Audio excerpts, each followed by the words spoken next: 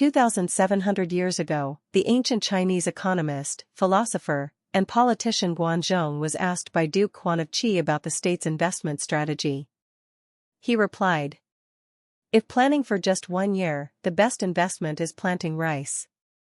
If planning for 10 years, the best investment is planting trees. If planning for a lifetime, the best investment is cultivating talent. Rice yields a harvest in 1 year. Trees yield a harvest in 10 years. Talent yields a harvest in 100 years." Rice was the staple food of ancient Chinese people, and it is said that the Chinese have been cultivating rice for over 14,000 years, making China the known origin of cultivated rice.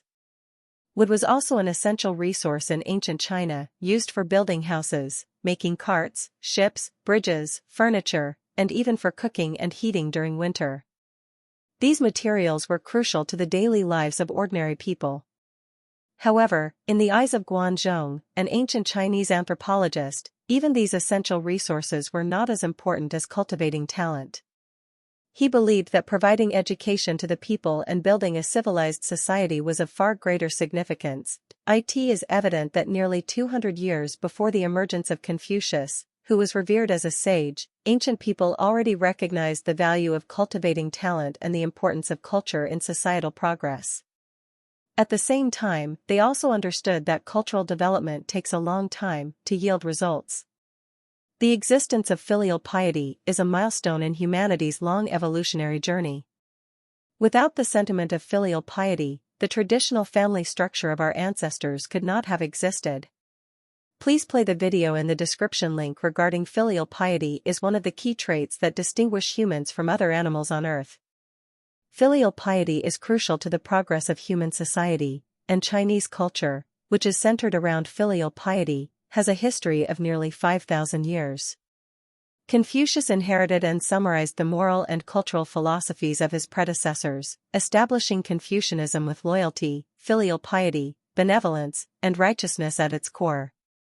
From then on, through the efforts of Confucius, his students, and generations of Confucian scholars, Confucian thought became the mainstream of traditional Chinese culture.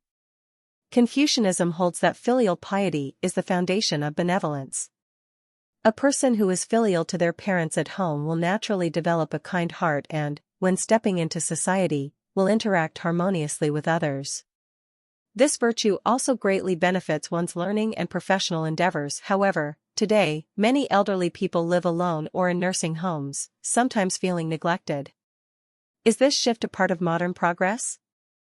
People should understand that it was precisely the unique trait of filial piety, distinguishing humans from other animals, that allowed humanity to gradually progress toward spiritual civilization and material prosperity throughout its long evolutionary journey. If filial piety were to gradually fade, not only would human spiritual civilization regress, but material prosperity would also eventually disappear. Confucius said, "If a person has no long-term plans, they will face immediate worries."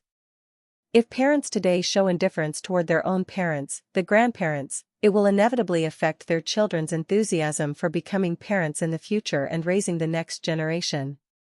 This, in turn, leads to a lack of responsibility for societal development. Furthermore, if a general indifference toward raising children becomes widespread, it will cause a population imbalance.